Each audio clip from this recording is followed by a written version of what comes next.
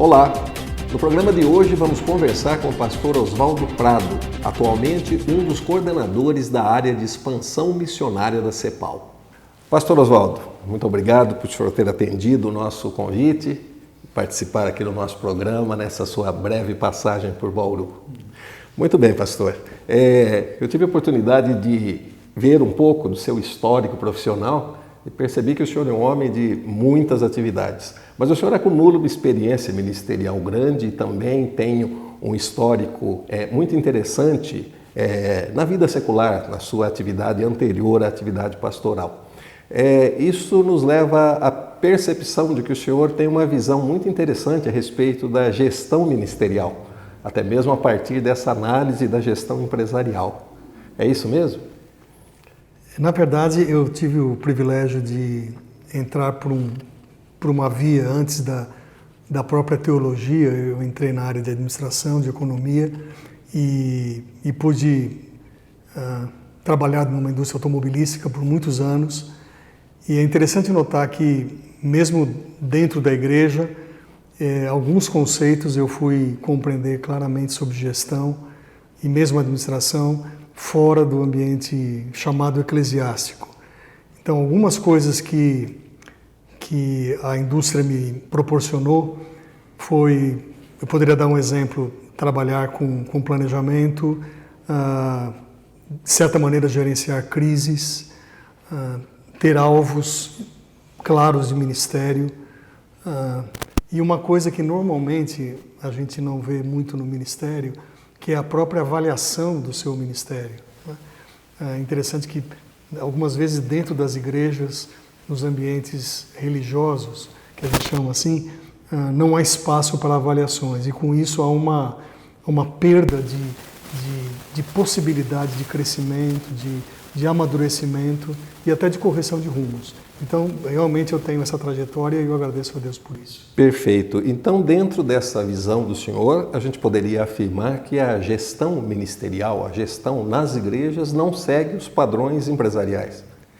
Eu diria que existem honrosas exceções. Nós temos algumas comunidades, algumas igrejas que têm se esmerado nessa área de gestão e o que tem acontecido é que essas pessoas normalmente elas vêm de fora, não do círculo dos seminários teológicos ou das escolas de teologia, mas essas pessoas têm uma boa formação bíblica, mas reúnem condições já adquiridas fora do ambiente da igreja. Sendo assim, há uma reação, até onde eu posso notar, da igreja não utilizar de uma forma sábia desses gestores que estão dentro da própria igreja e que poderiam ser, na verdade, pessoas extremamente produtivas para que uma igreja pudesse alcançar os alvos que ela tem. Entendo. Nós poderíamos dizer, então, que, de certa forma, existe, sim, uma resistência, digamos assim, por parte dos pastores a seguir, digamos assim, determinadas diretrizes administrativas.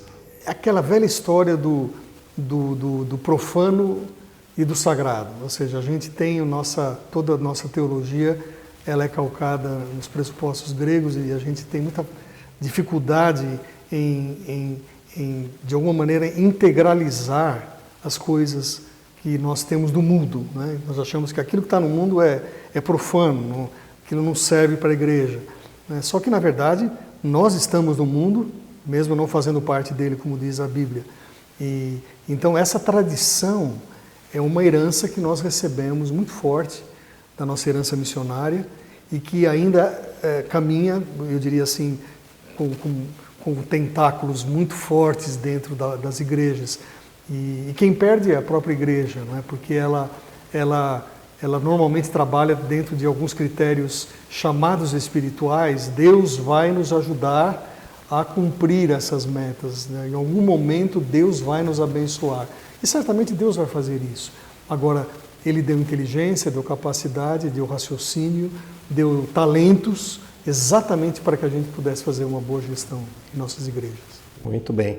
Pastor Oswaldo, o senhor é autor de um livro chamado Do Chamado ao Campo, que trata especificamente de questões relativas a missões, ou a missiologia, não sei se a expressão é correta. O que o senhor tem a nos falar sobre isso? Na verdade, esse livro foi escrito anos atrás como um guia para as igrejas evangélicas, tendo em vista o boom que nós passamos do movimento missionário brasileiro, especialmente a partir do final da década de 80. E todo mundo estava perdido, sem saber direito como fazer. Surgia um cidadão no meio da igreja dizendo, eu tenho um chamado missionário, e a pessoa não sabia o que fazer, muito menos o pastor, né? Isso aconteceu comigo até, pastoreando uma igreja em São Paulo. Então, depois de alguns anos servindo em organizações dentro e fora do Brasil, eu decidi escrever esse livro, que na verdade é um livro muito simples, muito pedagógico, mas que tenta trabalhar essa relação tripartite entre o candidato, chamando vocacionado, a igreja dele e a organização missionária, né? De que maneira essa equação se resolve de uma forma muito mais tranquila, tendo como critério, claro, as escrituras, mas também aprendendo daqueles que fazem isso antes da gente. Perfeitamente. Nas suas últimas conferências, o senhor tem abordado assim, de maneira intensa essa questão das missões. O senhor está envolvido no momento em algum projeto específico nessa área? Bom, eu faço parte já há 17 anos de uma missão chamada CEPAL. CEPAL é uma organização missionária que está no Brasil há mais de 50 anos. O CEPAL quer dizer servindo aos pastores e líderes. Meu trabalho, na verdade, é atuar junto à liderança. Ou seja, a gente não vai plantar uma igreja, mas de alguma maneira o trabalho nosso é proporcionar ferramentas para que uma igreja se torne uma igreja missional. Esse conceito mais ou menos moderno que se usa hoje da questão missional é permitir que a igreja compreenda que ela é parte integrante da missão de Deus no mundo, né? Não é a igreja que faz a missão, mas ela entra dentro do projeto que Deus já está realizando ao redor de todo mundo e que nós, como cristãos, temos o privilégio de fazer parte. Então, no caso do livro, é apenas um pequeno recurso que eu escrevi para ajudar esses protagonistas, né, que na verdade não é só o missionário, mas os que lideram a igreja e os que lideram a organização também. Entendo. Eu tenho percebido que no âmbito das igrejas evangélicas, nós encontramos muitas igrejas que veem a questão das missões com muita seriedade, com muita dedicação, e outras igrejas que, de certa forma, não atentam para essa questão das missões. O senhor que transita livremente pelas diversas denominações, teologias diversas, como o senhor analisa esse, digamos assim, esse comportamento geral da igreja evangélica no Brasil com relação a missões? É interessante essa pergunta sua, porque ela me remete a um assunto que para mim é muito importante. A questão da tarefa missionária, ela sempre cresceu e avançou em épocas de crise. Então, ela nasce no Brasil no final da década de 80, quando a inflação beirava 80% ao mês, quando havia uma instabilidade governamental e até institucional dentro do país, e onde as igrejas eram pobres e não eram ricas como hoje. E depois que nós passamos por essa fase, como diz o nordestino, de enricar, né, de ter mais recursos, nós começamos a pensar muito mais dentro das nossas próprias paróquias, das nossas próprias igrejas, dos nossos próprios limites, né? Então não vale mais aquela frase emblemática, né? A minha paróquia é o mundo, mas eu começo a pensar muito mais dentro daquilo que eu posso fazer para que a minha igreja cresça, sem se importar muito com alguns lugares ainda que não foram alcançados pelo Evangelho. E dessa maneira, eu chamo isso de teologias da contramissão. Algumas teologias entraram fortemente, especialmente nos últimos 10, 15 anos, e que tem feito, eu digo isso com muita tristeza, que as igrejas não se abram para olhar alguns lugares onde ainda não há presença clara do cristianismo, e que tem feito com que surja hoje um comportamento muito interessante. Hoje, num domingo à noite ou num domingo de manhã, um cristão pode escolher a igreja que ele vai em algumas cidades. Né? Ele pode até fazer um rodízio, ou eu vou nessa ou eu vou naquela. Mas a liderança ainda não se atentou que em alguns lugares, no domingo pela manhã, ou domingo à noite, ou qualquer dia da semana, algumas pessoas em alguns lugares do mundo não têm aonde cultuar o Deus verdadeiro. Muito bem. Eu tenho sido até repetitivo nas oportunidades que tenho conversado com representantes da igreja. Nós vemos no Brasil um crescimento vertiginoso da igreja evangélica. E, no entanto, a pergunta que todo brasileiro se faz é por que a gente não observa na mesma proporção uma transformação na nossa sociedade. Como o senhor avalia essa questão? As pessoas estão buscando a Deus ou estão buscando atender aos seus interesses e às suas necessidades imediatas na igreja?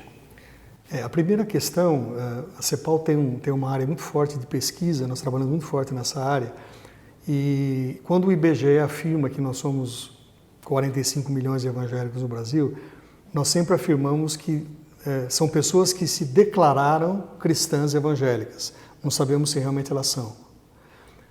O segundo ponto que é preciso levantar, e você tem toda a razão, é que nós estamos caminhando num caminho inversamente proporcional ao crescimento. Ou seja, enquanto crescemos numericamente, nós perdemos todo o nosso poder de transformação da sociedade. Aí você vai dizer assim, Oswaldo, mas por que isso acontece? São várias as razões. Né? Novamente, nós temos uma herança muito mais pietista do que reformada. Nós somos reformados desde o século XVI, mas a herança nossa missiológica ela é pietista. E com isso eu não estou desrespeitando nada a respeito da teologia pietista, mas nós sabemos muito bem preparar pessoas para ir para o céu, mas não sabemos prepará-las para viver nesse mundo. Então falta ainda, quem sabe, da parte de muitas lideranças, um trabalho consciente daquilo que nós temos chamado de missão integral, né? Que é uma visão holística, em que quando uma pessoa é transformada pelo poder do Evangelho de Jesus, ela se torna um agente poderosíssimo de transformação na sociedade. Infelizmente, nós temos ainda uma caminhada longa para poder, quem sabe, viver o que viveu John Wesley na Inglaterra, nos dias do avivamento, quando as crianças pobres tiveram acesso aos remédios, onde as crianças escravizadas, que trabalhavam com escravidão infantil, foram tiradas por causa de leis que foram colocadas, e tantas outras benesses que aconteceram na sociedade inglesa como fruto do avivamento cristão genuíno que aconteceu na Inglaterra. Infelizmente, nós ainda estamos para ver isso no Brasil. É verdade. Eu tenho certeza, meu amigo, minha amiga que nos assiste, que assim como eu, você gostaria de continuar essa conversa aqui por um longo tempo. Infelizmente, o nosso tempo é restrito, o pastor também já está de saída da cidade e, infelizmente, o tempo não permite que a gente avance muito mais aqui na nossa conversa. Para finalizar, que mensagem o senhor gostaria de deixar para as lideranças da igreja, aqui da nossa cidade e da nossa região? Falem mais sobre Jesus, preguem mais sobre Jesus e vivam mais perto de Jesus. Se isso acontecer, muita coisa vai mudar na sua vida como líder e na vida da sua igreja. Perfeitamente. Pastor Oswaldo, muito obrigado mais uma vez pela sua presença aqui conosco. Que Deus abençoe grandemente, continue abençoando esse seu ministério e que nós possamos ter o privilégio de brevemente estarmos aqui novamente num outro bate-papo. Será um prazer. Muito obrigado. Muito obrigado.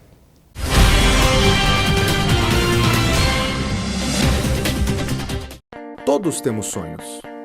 E a realização de um sonho deve ser comemorada em grande estilo.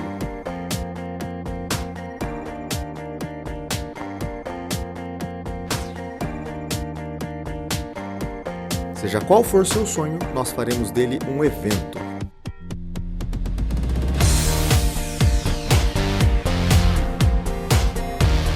Bia Eventos e Assessoria, organizando os melhores momentos da sua vida.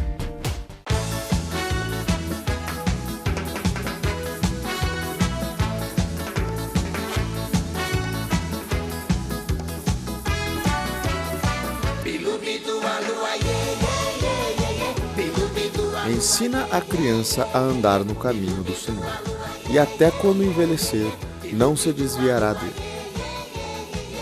Escola Flavinha de Mel, onde seu filho é cuidado com carinho e amor.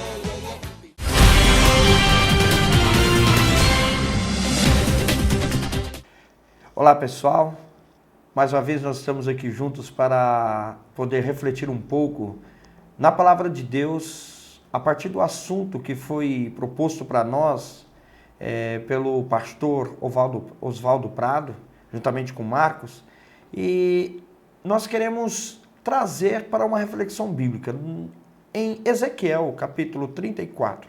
Toda a nossa fala, embora nós não vamos ler o texto, mas toda a nossa fala será permeada pela compreensão, interpretação, mesmo que um pouco superficial do texto, mas nós vamos entender o que o profeta estava dizendo para os líderes de Israel, para os pastores de Israel.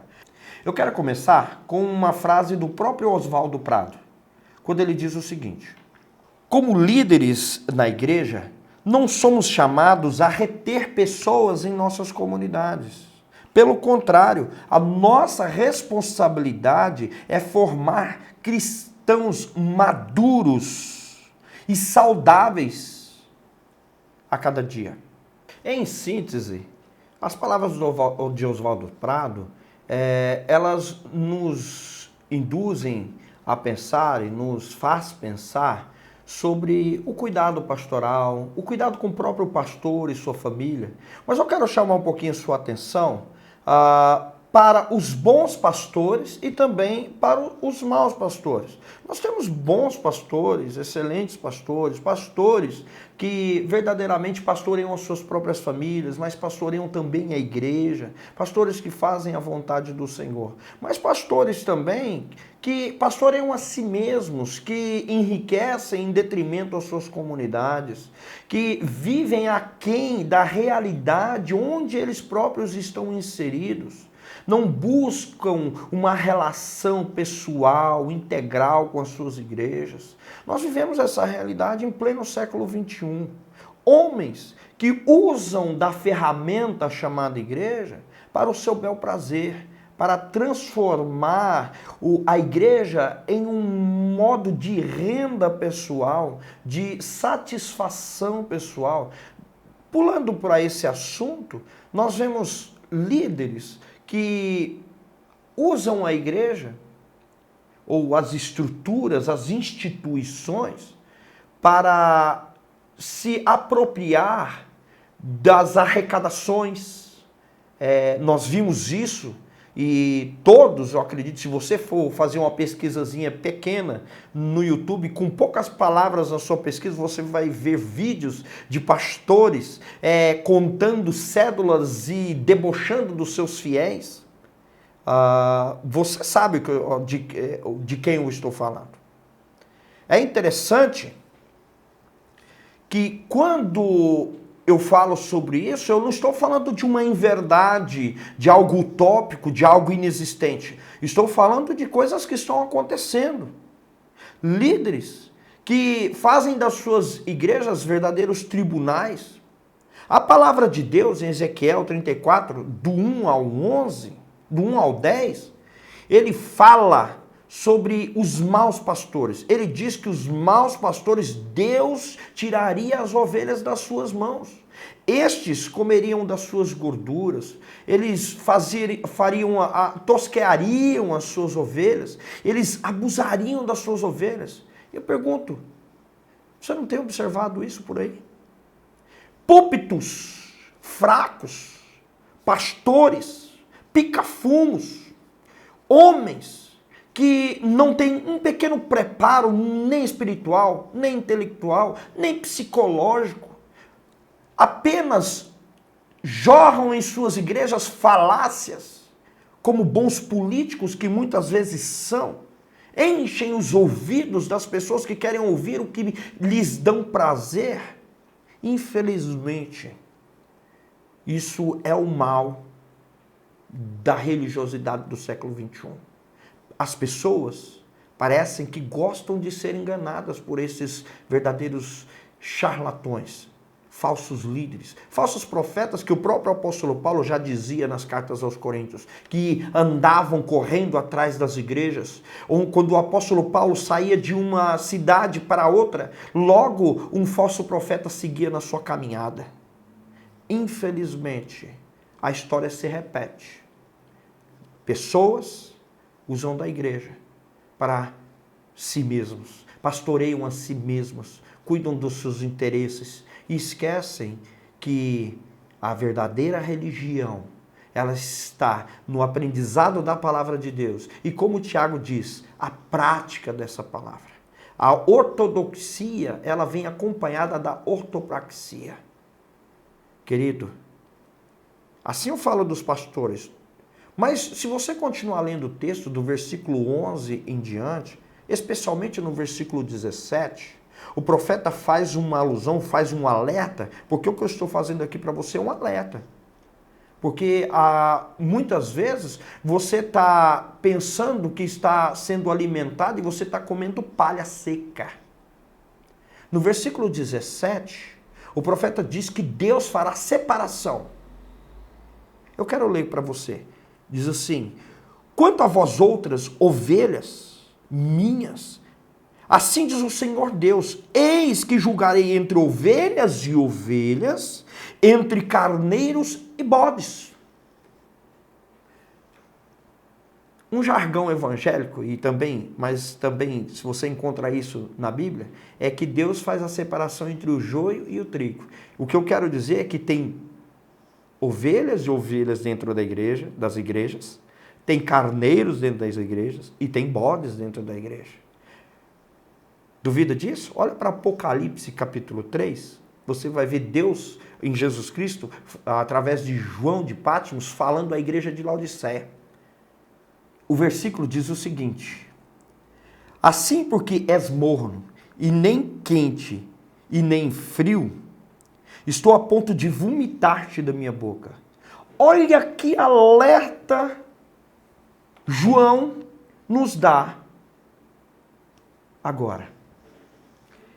Você que às vezes está dentro da igreja, que se considera o crente, o super crente, a pessoa mais especial do mundo, a menina dos olhos de Deus, mas que julga, mas que não ajuda o próximo, não faz nada para o reino.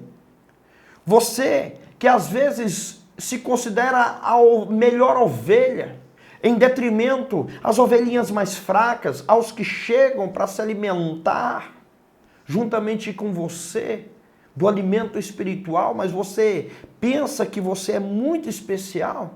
Olha o alerta. Ezequiel,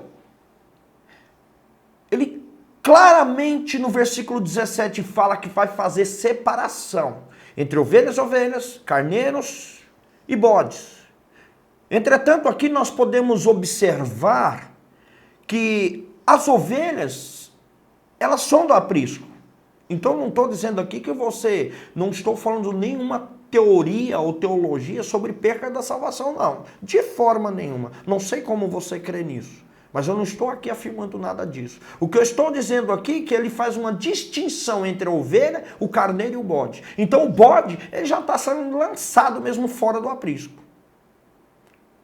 Diretamente. Este é aquele que Cristo está pronto para vomitar da sua boca. Então, no versículo 22, ele fala mais ainda. Ele define mais esse rebanho. Ele já não fala daquele que já está condenado, daquele que já está fora do aprisco. Ele não fala mais do bode, ele fala das ovelhas. E ele fala que então vai fazer uma separação entre ovelhas e ovelhas. E aqui fica algo para o entendimento de cada um de nós, para aquele que precisa ouvir, que é o seguinte: nós somos ovelhas de um só pastor. E esse pastor, ele não distingue entre ovelhas. Esse pastor, Ele quer arrebanhar todas essas ovelhas no mesmo aprisco. No Salmo 23, ele diz: o Senhor é o meu pastor e nada me faltará. E ali não existe ovelhinha, ovelhona, ovelha grande, ovelha pequena. São as ovelhas deste pastor. E as ovelhas conhecem a voz do seu pastor. Querido e querida, o grande alerta que fica para nós, através de toda essa fala, é que nós temos que deixar ser cuidados por esse grande pastor Jesus Cristo. Não temos que os líderes, principalmente, usufruir da máquina, da igreja, da instituição, para o seu bel prazer. E você, que tem andado neste meio, alerte-se, abra os seus olhos, porque quem vai para o céu não é a maioria. Quem vai para o céu é aquele que ouve as palavras que saem da boca de Deus realmente, e não da boca do homem. Não há barganha com Deus, não troque as bênçãos que você pode receber nesta vida pelas bênçãos celestiais. Não corra atrás das bênçãos, corra atrás do abençoador, Jesus Cristo. Faça isso da sua vida. E eu volto à mesma redundância. Assim você vai ser feliz. E eu digo, mais feliz do que você pode esperar. Que Deus te abençoe.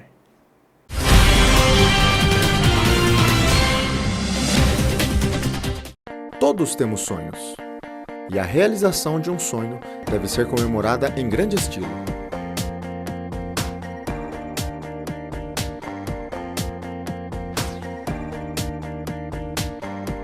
Seja qual for seu sonho, nós faremos dele um evento.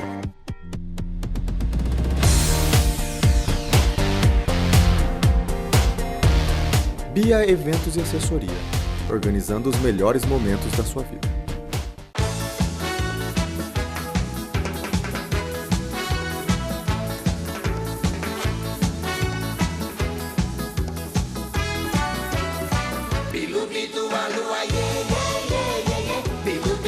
Ensina a criança a andar no caminho do Senhor, e até quando envelhecer, não se desviará dele.